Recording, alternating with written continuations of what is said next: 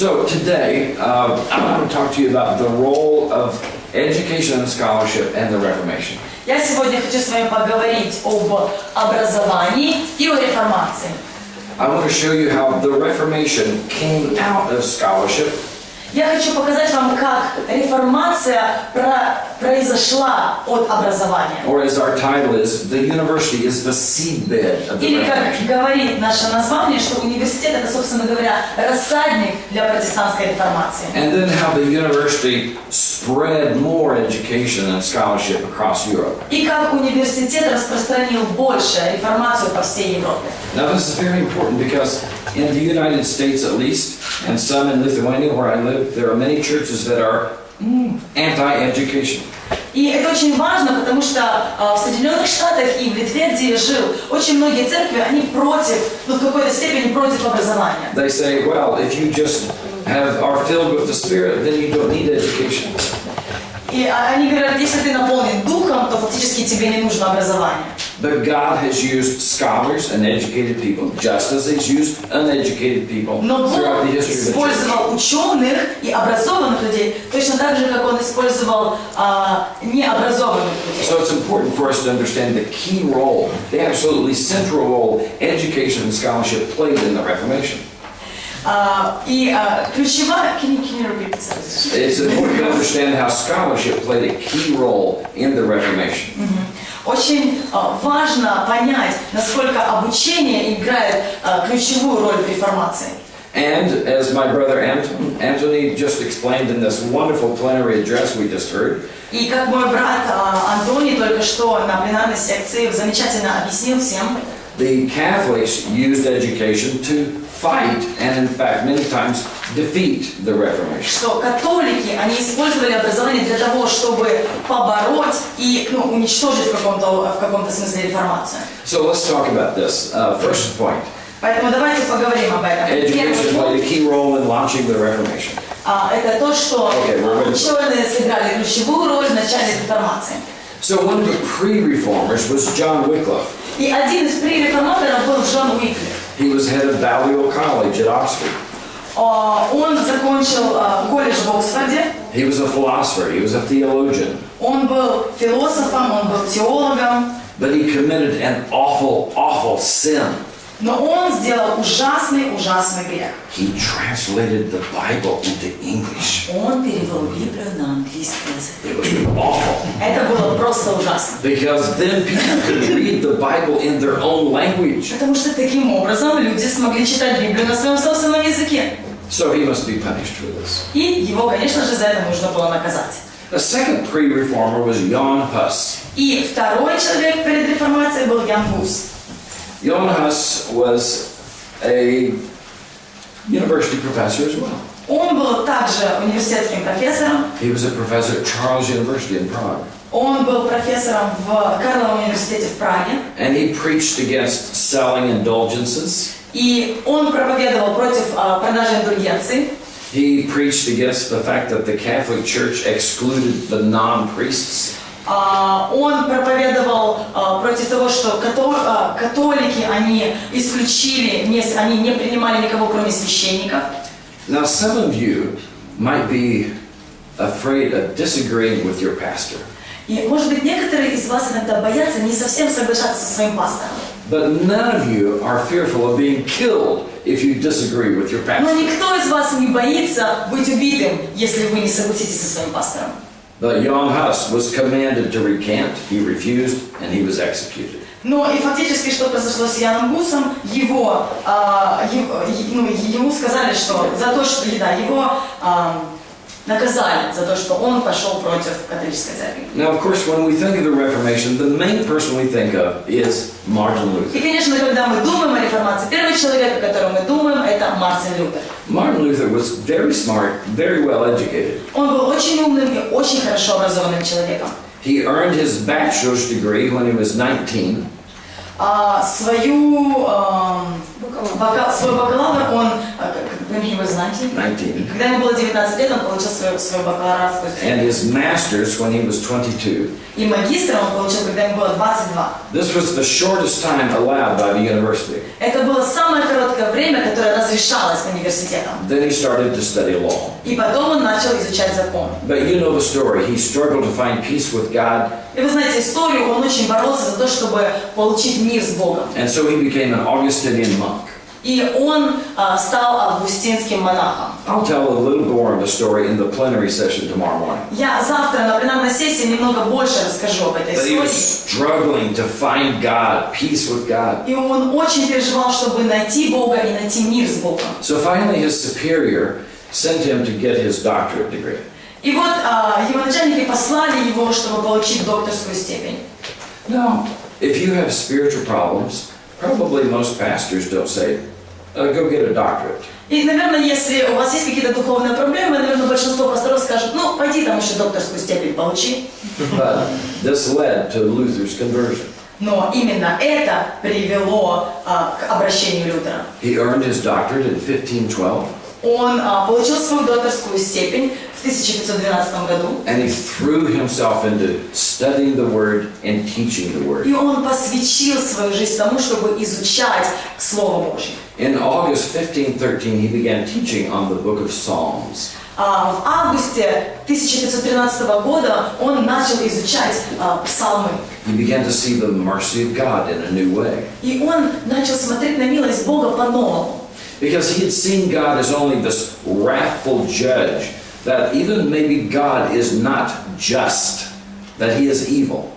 И потому что до этого он видел Бога как такого строгого судью, что Бог настолько строгий, что иногда даже до злости доходит Божьей. This morning, Anthony mentioned the word repentance. И сегодня утром Антоний, он вспомнил слово «покаяние». Well, Latin Vulgate version translates metanoia, the Greek word for repentance, as do penance. И латинская вульгата, она перевела это слово, которое у нас переведено как покаяние, это подвергаться эпитемии, то есть, бичевать себя. These are visible acts like beating yourself. Это фактически видимые какие-то действия, когда люди себя избивают. Repeating the same prayer over and over and over. Это повторять одну и ту же самую молитву снова и снова и снова. But then Erasmus, a contemporary of Luther, did a new translation. Но потом Эразм, современник Лютера, он сделал новый перевод. A Greek translation which translated the word repentance, not do penance. И это слово уже было не do penance, не подвергаться эпитемии, а уже это уже было слово покаяние. One Greek word, Одно греческое слово. two different translations, Абсолютно два разного перевода. a huge difference. И of application. огромная разница в понимании. So in the fall of 1515, Luther began lecturing on the book of Romans. И осенью 1515 года Мартин Лютер начал давать лекции по книге к римлянам. And he wrestled with what did the Bible mean when it said the just shall live by И faith. он думал и размышлял над тем, что же Библия говорит, когда там написано «праведный верою жив будет». Later he wrote, night and day I pondered these words. И позже он написал, что днями и ночами я размышлял над этими словами. And finally he wrote, sola fide, faith alone. И после он написал «sola fide», только вера. He said, I felt myself to be reborn, И он сказал, что я почувствовал, как будто я снова возродился. to have gone through the open doors into paradise. Как будто я вошел через открытые двери в рай. Now think about this. The light of the gospel broke through the means of Luther's scholarship, through his intense study of the exact meanings of the Подумайте о Bible. том, что свет Слова Божьего проник через обученность Лютера и через то, что он начал изучать Слово Божье. His scholarship led him to truth. Его образование, его ученость привела его к правде. Now this is why we talk about the Protestant Reformation was birthed in the university. Вот почему мы говорим, что протестантская реформация, она зародилась в университете. Now, Luther at first had no thought of separating from the Catholic Church. That was his church, that was his salvation. И, конечно же, поначалу у Лютера не было никаких мыслей простите, чтобы отделиться от католической церкви. Это было его спасение, это была его единственная церковь. He merely wanted to debate the fundraising practices of the church. И он, конечно же, не хотел соревноваться с финансовой стороной церкви. So when he nailed his 95 theses to the door of a church, И когда он прибил 95 тезисов к дверям церкви, it wasn't an act of courage. он не делал это не был какой-то особый жест смелости. It was a very normal way to say, hey, I want to debate somebody about this subject. Это был абсолютно нормальный способ просто сказать, ну вот у меня есть предмет, на который я хочу с вами порассуждать. Later he wrote a letter to the Pope and he said, my 95 theses were meant exclusively for our academic circle. И фактически позже он написал, что мои 95 тезисов, они были просто для моего исследования академического. Of course, he didn't realize that someone came and made a copy. They probably took a picture and made a copy and printed it all over Europe, and it started the Reformation. И, конечно же, он не думал о том, что кто-то придет и сфотографирует на фотоаппарате 95 тезисов, и потом она делает кучу тезисов и разошлют по всей Европе. But you see how the Reformation originated in a scholar's insight. И вы видите, как на самом деле реформация началась в умах ученых. The Reformation was born equally of spiritual struggle and hard intellectual labor. И реформация была рождена одновременно как от духовной составляющей, так и от особенного труда над обучением ученых. If you read down through the 95 theses, Если вы прочитаете все 95 тезисов, 8 times he says Christians are to be taught. 8 раз там написано о том, что христианам нужно обучаться, им нужно учиться. So the Reformation began, but Luther kept teaching and preaching this whole time. И вот эта реформация началась, но Лютер продолжал обучать все это время. I could do a whole talk to you about Luther as an example of a good university professor. Я могу долго с вами говорить о том, что Лютер является примером хорошего учителя. His careful preparation of these lectures. Его очень точные и внимательные подготовки к своим лекциям. His teaching was lively. Его обучение было живым всегда. It got to real issues of life. Он всегда подходил к настоящим пунктам жизни, к существенным пунктам And he жизни. wasn't just one of these professors that taught and then walked out of the classroom and had no personal connection with his students. И он не был тем учителем, который просто учил, потом уходил, и у него не было никаких личных связей со своими, то есть у него не было никаких взаимоотношений и жизни после со студентами. He could have as many as 400 students in one class. У него могло быть до 400 студентов на одном занятии.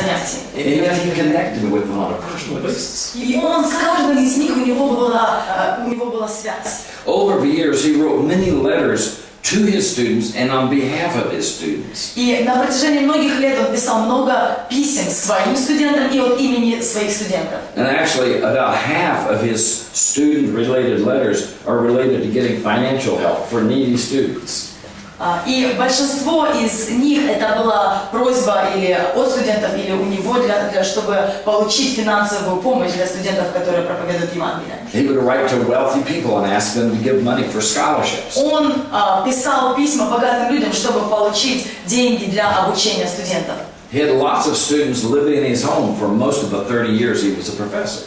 Много студентов покидали свой дом за все 30 лет, когда он был профессором. And his famous Жили в его доме. And his famous table talks actually came from dinner time when he would just talk with all his family and the students gather around this big table. И одни из самых знаменитых его речей, когда все люди собирались за его обеденным столом, они все вместе общались, и вот тогда рождались эти проповеди. I was just in Wittenberg in August, and his table is still there in his home where students and his family gathered around for these lively discussions. И я был в Виттенбурге в августе, где до сих пор еще стоит его стол, где собирался он вместе со своими студентами для оживленных своих дискуссий. He even advised his students about their love life.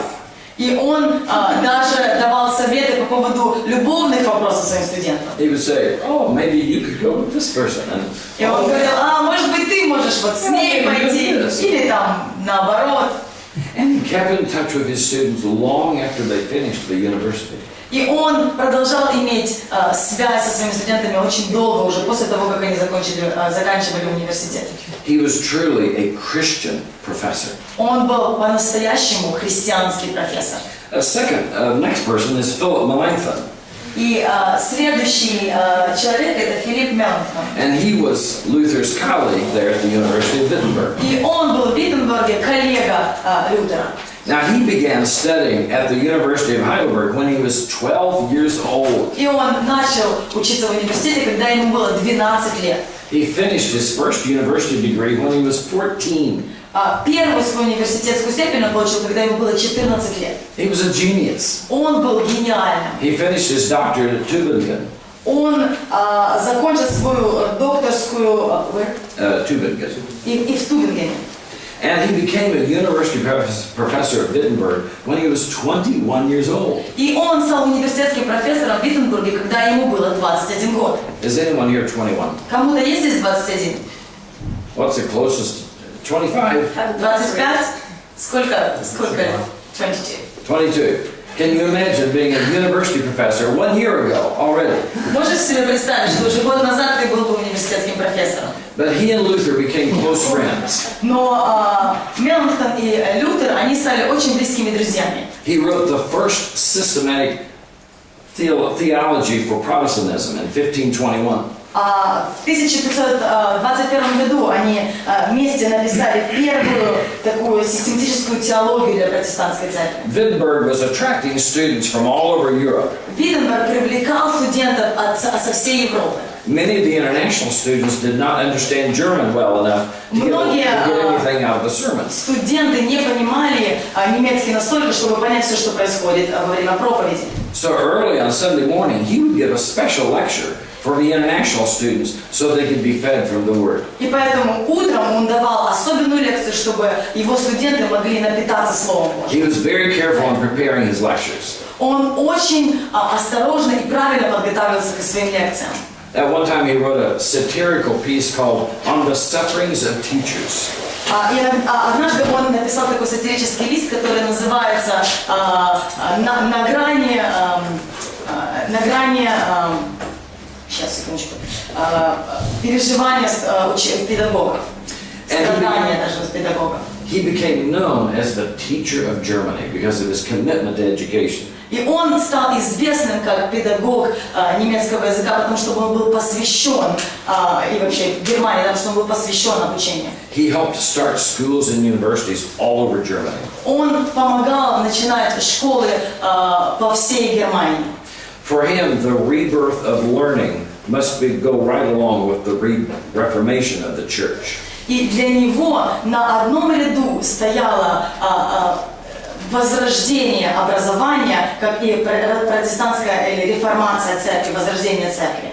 The next scholar reformer we have is William Tyndale. И следующий ученый, который у нас есть, это Уильям Тиндейл. He was a respected scholar in Hebrew and Greek and spoke 7 languages. Он говорил на 7 языках и был очень известным ученым еврейского и греческого языков. He published his New Testament in 1526 from Antwerp over in Holland because he was outlawed from being in England. Он напечатал свой перевод Нового Завета в 1526 году из Антверпена, так как его, собственно говоря, изгнали из Виттенберга. And the English Catholic officials were so angry at him, they went to Holland and bought all the copies of his New Testament. И английские ученые, они были настолько разозлены на него, что они приехали в Голландию, они выкупили все переводы, которые он напечатал. They bought them to destroy them. Они выкупили, чтобы уничтожить их. But now Tyndale had more money from the sales, so he went ahead and finished his translation of the Bible. Но из этого получилось так, что у него было больше денег из продажи, и он смог закончить весь перевод и напечатать еще больше книг. For years he had to keep running from those English officials, the Catholics, trying to kill him, capture him. На протяжении многих лет ему приходилось убегать от католического папства, чтобы просто не попасть в ловушку. But finally they caught him in 1535. Но наконец в 1535 году они его поймали. And he kept translating the Old Testament in prison. И он продолжал переводить Ветхий Завет уже из тюрьмы. But finally they executed him by strangling him. И они все-таки его убили, они задушили его. And the Catholic Church so hated him that years later they brought his dead body out and burned it. И католическая церковь настолько его ненавидела, что уже спустя годы они взяли его тело и они просто его сожгли. Scholar reformer giving his life for the word. И вот ученый-реформатор, он отдал свою жизнь за Слово Божье. The next one we have is John Calvin. И следующий, кто у нас есть, это Джон Кальвин. Now, Calvin wasn't an academic, И он не был ученым. but I think we could call him a scholar. Но я думаю, что он не преподавал, но мы можем назвать его ученым. I remember years ago when I was in university, I was first started reading the Institutes of Christian Religion. И помню, что много лет назад, когда я начал изучать христианскую религию, And I was amazed. основы христианской религии. I was amazed at his analytical mind. How he could set forth out almost like an attorney arguing from Scripture. И я удивлялся, как он просто как юрист, просто его аналитический ум, он как юридический ум он изучал Писание. The last scholar reformer I want to mention is in the second or third generation of reformers, Jan Amos Comenius. Следующий это Ян Амос Каменский. He is considered to this day the father of modern education. И он до сего дня считается отцом современного образования. His pedagogy is cutting edge even today. Даже до сего дня его педагогика, она является таким основательным камнем. He said both boys and girls should be educated. Он сказал, что и мальчики, и девочки должны обучаться. Learning should be interesting. Что обучение должно быть интересным. It should not happen just in a classroom. We should be out in the real world with children, letting them learn about the world God created. Оно не должно происходить только в комнатах, но оно должно происходить на улице, где обучение будет интересно и живо для детей. And of course, as a Protestant, the Catholics hated him, so he had to keep running from one country to the И, other. конечно же, как протестанта, католики его ненавидели, и ему приходилось убегать повсюду. But in the process, he helped set up good school systems in Sweden, England, Netherlands, and beyond. Но в этом процессе он замечательные школы смог установить в Швейцарии, в Англии и в других странах.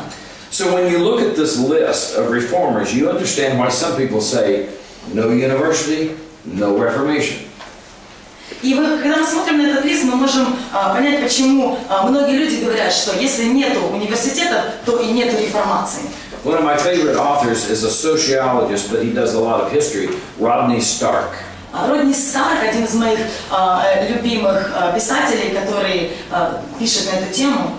And he said in one of his books, Lutheranism was a product of the universities. И он сказал в одной из своих книг, что лютеранизм был продукт, It was a product, yes, of the universities.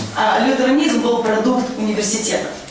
Now, the second big point we want to talk about is that scholarship flourished because of the Reformation. И второй пункт, над которым мы хотим поговорить, это что обучение, оно расцветало из-за протестантской реформации. Number one, universities were established by reformers. И первый пункт это что университеты были установлены реформаторами. Luther was always saying Christian youth must be educated. И Лютер всегда говорил, что христианская молодежь должна быть образованной. They must be taught and trained in the universities. Они должны быть научены и обучены в университетах. So the Reformation officially began in 1517. И реформация официально началась в 1517 году. And by 1527, the first Protestant Reformation was established in Marburg. И в 1527 году первая протестантская реформация началась в Марбурге. It began with 104 students. Она началась с 104 студентов. I was there just a few weeks ago in August. Я был там несколько недель назад, в августе. And it's, of course, still a major university all these 500 years later. И даже спустя 500 лет назад это один из самых главных университетов там. And you have a list here. Heidelberg became a Protestant university after the Reformation. И вот здесь у нас есть список, вы можете видеть, что Хайдельберг был реформован в 1520 году после протестантской реформации. The Calvinists established 3 major universities in the Netherlands. Что кальвинисты основали 3 самых главных университета. The University of Edinburgh, established by Calvinists in Scotland. Университет в Эдинбурге был тоже кальвинистами основан. And the Puritans established Emmanuel College at Cambridge in И 1584. пуритане образовали Эммануэл колледж в Кембридже. But not only were universities started, primary and secondary schools spread with the Reformation. Но не только университеты начались, но и школы также начались с реформации. I think we have a slide on that. A few weeks ago when I was in Luther's house, there was a portion of a letter he wrote in 1524. Я несколько недель был в доме Лютера, где написана часть письма, которое он написал в 1524 году. Saying we must invest money to make sure our children are well educated. И он говорил, что мы должны вкладывать деньги, чтобы у нас было точно убеждено, что наши дети в будущем они будут образованы. He said our children need to be trained in Latin, Greek, and Hebrew so they can understand the Bible. Он говорил, что наших детей нужно образовывать на латинском, греческом и еврейском языках, чтобы они могли читать Библию. And Calvin also promoted universal education. И Кальвин тоже говорил о всеобщем образовании, что образование должно быть везде. The Calvinists in Scotland passed a rule that they would provide money to start a school in every village. И кальвинисты говорили, что они дадут деньги, чтобы начать школу в каждом селе. As Anthony just reminded us, since the Bible is the Word of God, и как Антоний нам напомнил также, что так как Библия это Слово Божье, every person needs to be able to read the Bible. Каждый человек должен уметь читать Библию. That means they need to be literate. Это значит, что они должны быть обученными. But the Reformation made it more than just about the Bible. Но реформация говорит больше, чем не только о Библии. Calvin said this whole world is a theater which displays God's glory. Кальвин сказал, что весь мир он показывает нам Божью славу. So every academic discipline is a means of bringing glory to God.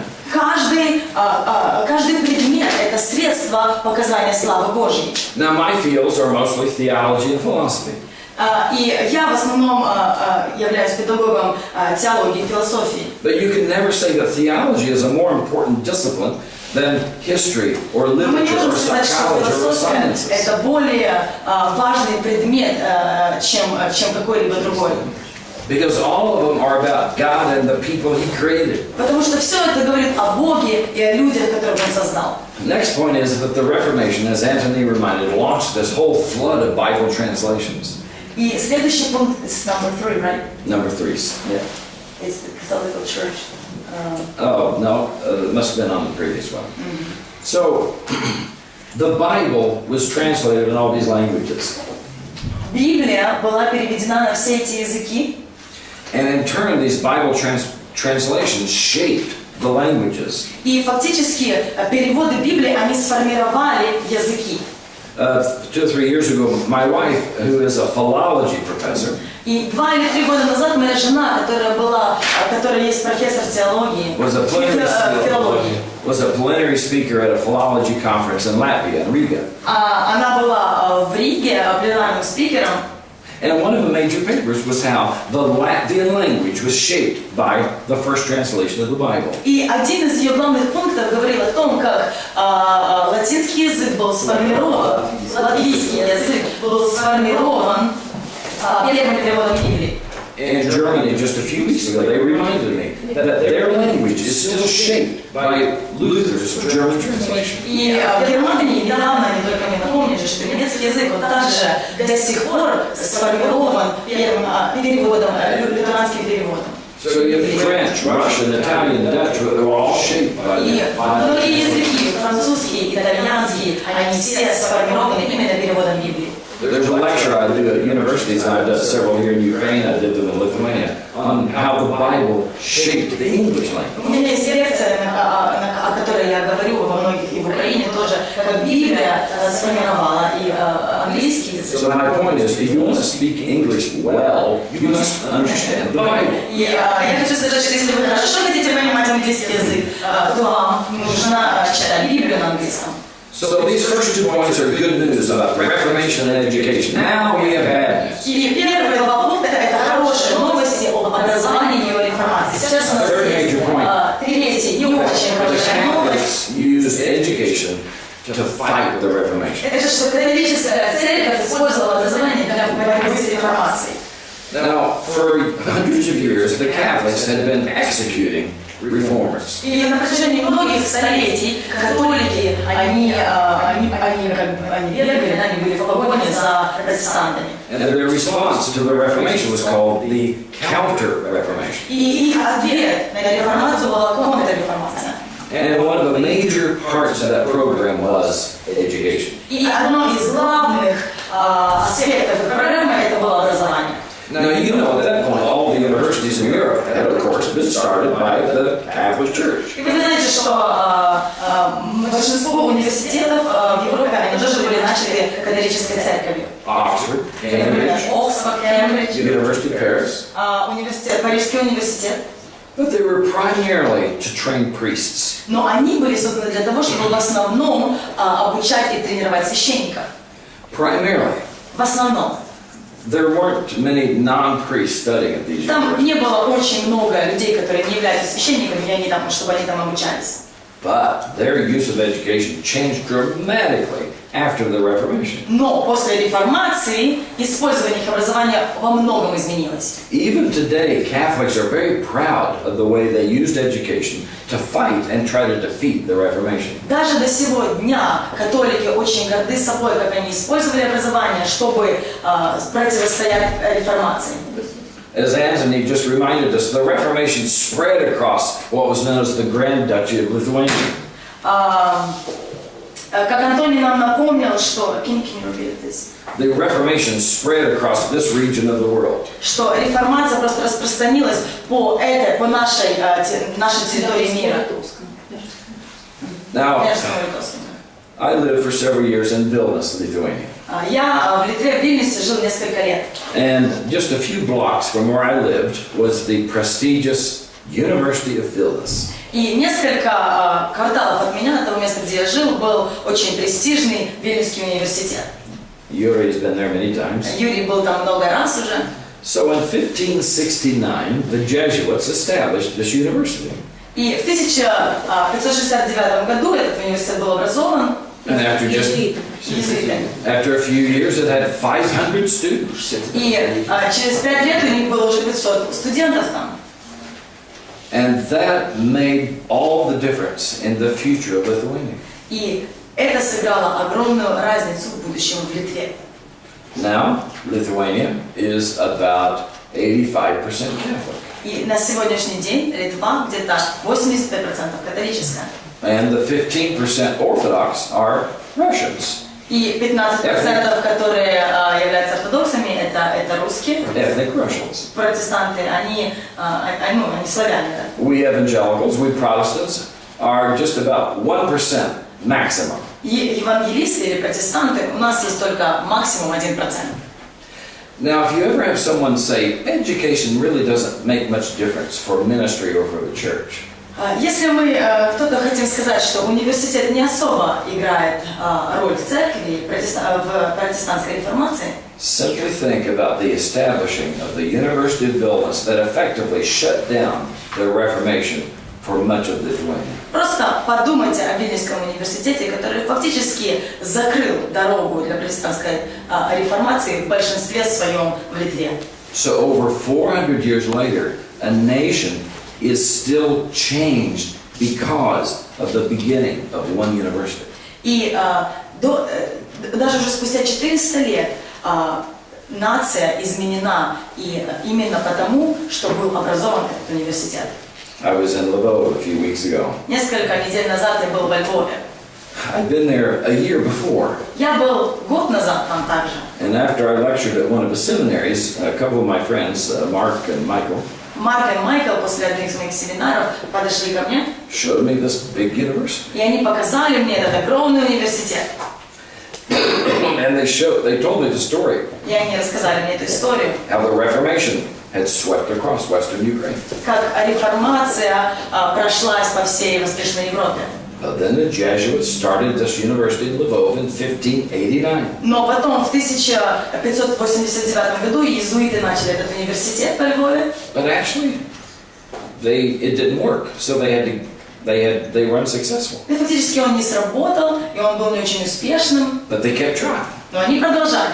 They got official approval again in 1608. Они снова начали его в 1608 году, снова открыли официально. And finally, by 1661, they got their university. И в 1661 году фактически открылся этот университет.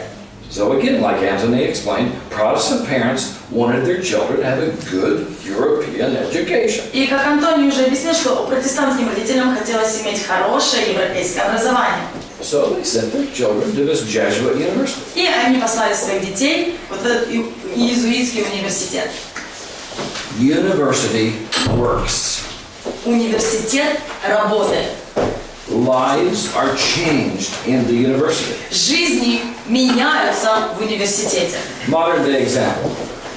Вот вам пример. In the United States, В Соединенных Штатах there's a longitudinal study of Christian students going into the university. Очень много христианских студентов, они идут в университеты. And it shows that 50% of all the students who profess to know Christ when they begin university no longer profess to follow Him 4 years later when they graduate. Christian students drop out of Christianity. Half of all of them drop out of Christianity during their 4 years of И university. когда христианские студенты приходят в университет, за 4 года в университете больше половины студентов, они просто становятся нехристианами. In Antony's book, The Golden Age of Belarus, he talks about all the colleges that were formed all over Belarus. В книге Антония «Золотой век Беларуси» там говорится о всех колледжах, которые были сформированы в Беларуси. And each of those universities and colleges helped to stop the Reformation. И каждый из этих университетов и колледжей, они помогли, чтобы остановить протестантскую реформацию в Беларуси. Well, just some quick lessons we can learn before we finish here. Очень быстрые уроки, которые мы можем взять перед тем, как мы закончим. Lessons from the Reformation. Number one, Уроки из реформации. God wants you to use your mind. Первое, это Бог хочет, чтобы вы использовали свой ум, свой разум. There are 3 reasons He wants you to use your mind. Есть At least. 3 причины, по крайней мере 3, почему Господь хочет, чтобы вы использовали свой разум. Number one, you are to love Him with your total being, which includes, according to Jesus' words, your mind. Первый пункт – это что мы должны возлюбить Иисуса всем своим естеством, возлюбить Бога всем своим естеством, что соответствует со словами Бога, возлюбить Его всем своим умом. You cannot love Him with your mind if you're not using your mind. Вы не можете любить Бога всем своим умом, если вы не используете свой разум. Second reason, ideas have consequences. Вторая причина – это что идеи имеют последствия. Charles Malik, the next slide, Чарльз Малик, was a Orthodox believer он был with an evangelical heart. ортодоксальным верующим с евангельским сердцем. And he said the university is a clear-cut fulcrum with which to move the world. Change the university and you change the world. И он сказал, что университет – это главная ось, с помощью которой можно перевернуть мир. Измени университет, и ты изменишь мир. And we'll skip one slide to go to Peter Kuzmic. My friend Peter Kuzmic И мой друг Питер Кузьмик from Croatia said in Eastern Europe after 1990, we're winning their hearts, but losing their minds. Он сказал, что в Восточной Европе мы завоевываем сердца, но мы теряем умы. A third reason is lives are transformed in the classroom. Третья причина – это что жизни меняются в аудиториях. So here's the simple truth. If we want human life to be shaped by Jesus Christ, И вот простая истина. Если мы хотим, чтобы жизни людей были изменены Христом, then those of us who have been blessed with education must engage higher education just as they did in the Reformation. и те, у кого Господь благословил, мы должны вкладывать в высшее образование. God used the university as a place where the Reformation was born and flourished. Бог использовал университет как место, где реформация зародилась и где она процветала. And just as Anthony and Yaroslav have reminded us, it's time for a new Reformation here in И Eastern как Europe. Антоний и Ярослав уже нам напомнили, что сейчас пришло время новой реформации. Let's go to point number 2. Keep close to God as scholars. The best evangelical scholars stay in love with Jesus. Держитесь близко к Богу. Вот он просит перейти ко второму пункту. Держитесь близко к Богу. The best evangelical scholars stay in love with Jesus. Самые лучшие протестантские ученые, они просто были влюблены в Иисуса Христа. Luther never lost his passion for Christ. Лютер никогда не терял свою страсть по Христу. His biographer here, Bainton, describes him as a man aflame with God. Его Бентон написал как человека, который горел Богом. A third point I want to encourage you is to be bold and decisive. Третий пункт, которым хочу вас ободрить, чтобы вы были смелы и решительны. Some of us who are called to the academy, our personalities are less likely to step out and confront and to be bold. Некоторые нас, которые призваны служить в университетах, у нас характер такой, что нам сложно выступить и противостоять кому-то. My wife gets frustrated at me sometimes because she's saying, well, you're always saying, well, there's this, but there's also this. We're always weighing options here. Моя жена не всегда согласна или довольна мной, когда она говорит, что я говорю, ну вот есть вот этот пункт, а есть вот этот пункт, и давайте сравним их и посмотрим, как же будет лучше. Now, she's a PhD herself, but her personality is much more decisive than mine is. И она сама более решительна в своих словах. Luther had many motivations to quiet down, У to not Лютера speak было up. много способов и мотиваций, чтобы просто замолчать и ничего не говорить. It was dangerous for him to speak up. Для него было фактически опасно говорить. He was kicked out of his monastery. Его изгнали из монастыря. He was considered to be a heretic. Его считали еретиком. He became an outlaw under the penalty of death. И он постоянно находился под страхом смерти. But his absolute confidence in the truthfulness and trustworthiness of this book gave him the courage to speak. Но его абсолютная уверенность в правдивости Библии давала ему смелость говорить. I'd say number 4, be aware of the dangers and limitations of education. И номер 4 – это остерегайтесь опасностей и ограничений образования. Yes, let's say it right out. Education can lead to pride. Да, образование может привести к гордости. There are a lot of very proud, educated people. Есть очень много образованных людей, которые горды. Now, I must also tell you though, I meet a lot of people who are very proud of their ignorance as well. Но я вам хочу сказать, что я также встретила многих людей, которые гордятся своей необученностью, своим невежеством. Да. So the depraved heart can develop pride in either thing, ignorance or education. Поэтому гордость может быть развита так же, как в образованности, так же, как и в невежестве своем. Make sure Jesus is the master of your mind. Поэтому убедитесь в том, что Иисус, Он царь вашего ума, то есть Он контролирует и Он влияет вашим разумом. And then number 5, work and pray for reformation in our day, in this place, in every area of life and culture.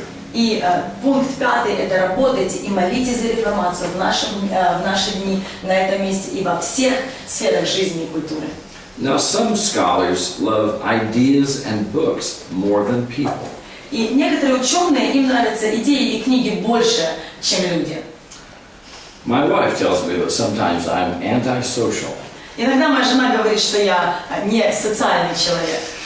If I had a preference of a book or a group of people to spend the evening talking with, I'll probably opt for a book. Наверное, если бы у меня был выбор между книгой или же провести прекрасную беседу с людьми, то я бы, наверное, выбрал книгу. And there's a time for that. И есть время для этого. But as followers of Jesus, He calls us to connect not only with our brothers and sisters, but with those who are not following Him yet. Но как последователи Иисуса мы призваны, чтобы соединяться с людьми, не только с нашими братьями и сестрами, но и с теми, кому нам нужно свидетельствовать и говорить о Христе. Luther could have said, the church is hopelessly corrupt.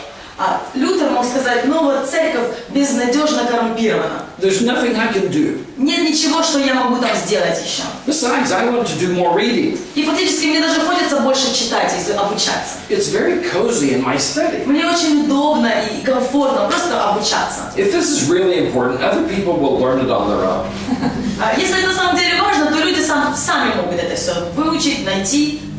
But no, he served God with his scholarship and through his scholarship. Но нет, он служил Богу своим образованием и через свое образование.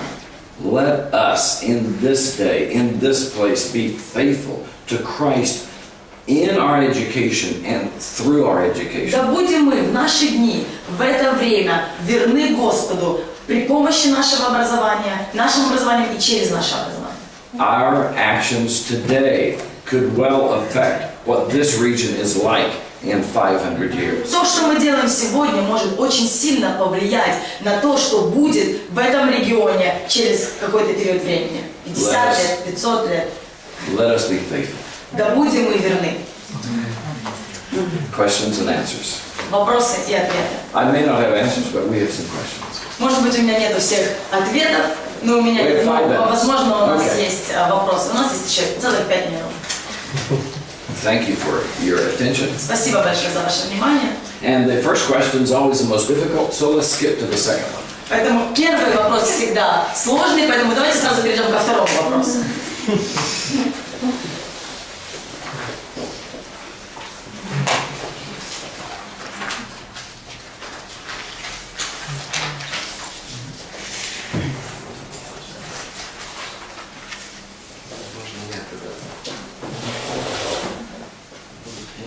I'll be the first one. Okay.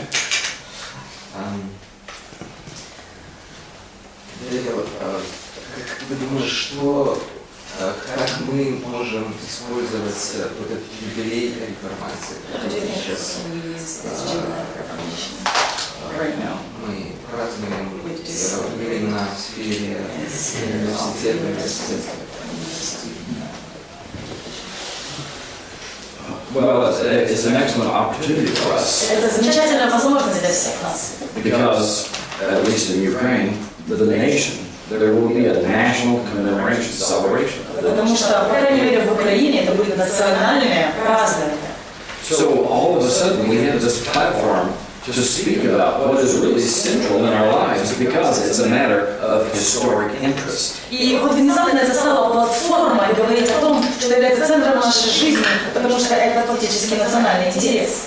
So a start would be simply to memorize Antony's message this morning and having those facts in our mind as we talk with students, with professors. Поэтому наше начало, когда мы будем говорить с нашими студентами или профессорами, или нашими коллегами, это будут те факты, которые говорил сегодня Антоний на пленарной сессии. Because the secular mindset, especially in Western Europe and in North America, is that religion has no effect.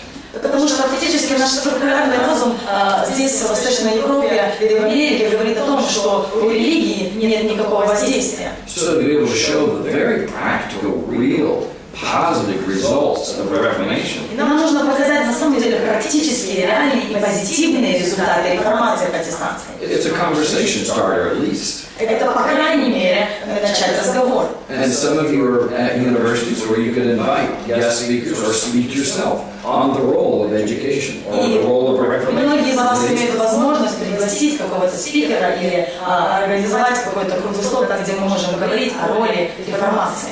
And even the kind of practical results that Anthony mentioned this morning, I'll be mentioning those and some others in the plenary session tomorrow. И некоторые практические результаты, о которых говорил Антоний, и которых я буду завтра некоторые запоминать, они являются таким мостом, с которого мы можем начинать. Вот это такая одна из идей.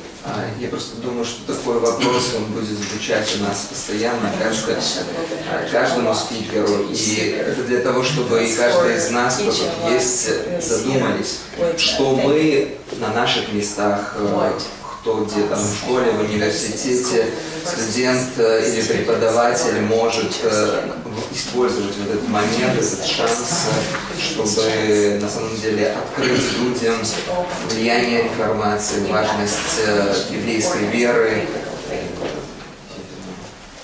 Возможно, еще вопросы созрели. From your perspective, if I can speak English, what's the best way how to empower believer students in university,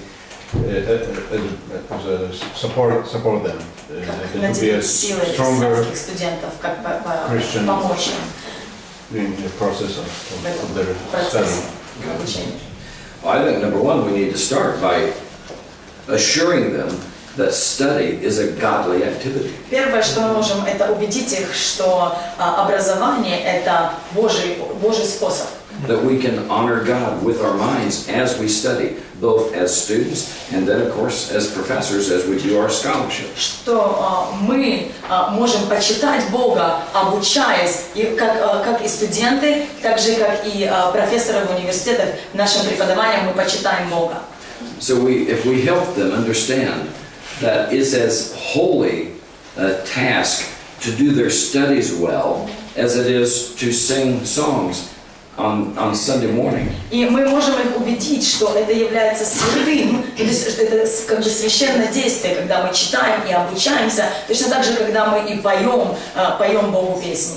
That we can honor God, we can bring glory to Him through excellence, both in the classroom and in our church. Что мы можем почитать Бога и принести славу Богу точно так же, когда мы абсолютно очень хорошо обучаемся, да, мы делаем это отлично, превосходно, да, то есть таким образом мы почитаем Бога. And closely related to that is to help them understand that Christ is the Lord of everything. И также помочь им понять, что Христос это Господь абсолютно всего. He's not just the Lord of theology. Он не только Бог теологии, He's the Lord of biology, Он Бог биологии, geology, географии, commerce, всех остальных предметов, law, закона, politics. I mean, политики. everything. Он Бог всего. So that way they don't have this false sense of guilt. И поэтому у них нету тогда этого ложного чувства вины. Well, if I was really spiritual, I would only study theology. И, конечно, если бы я был очень сильно духовный, то я бы только изучал теологию. And that relates to the Protestant doctrine of the priesthood of all believers. И это относится к протестантской доктрине священства всех верующих. But I think a third thing is help them understand that education is a gift so they can in turn bless others. It's not for their own glory or their own advancement. It's a Третье, gift что to образование bless это others. подарок для того, чтобы благословить. Это дар, который мы можем благословить других. Это не только для нашего собственного улучшения, но этим образованием мы можем благословлять и помогать другим.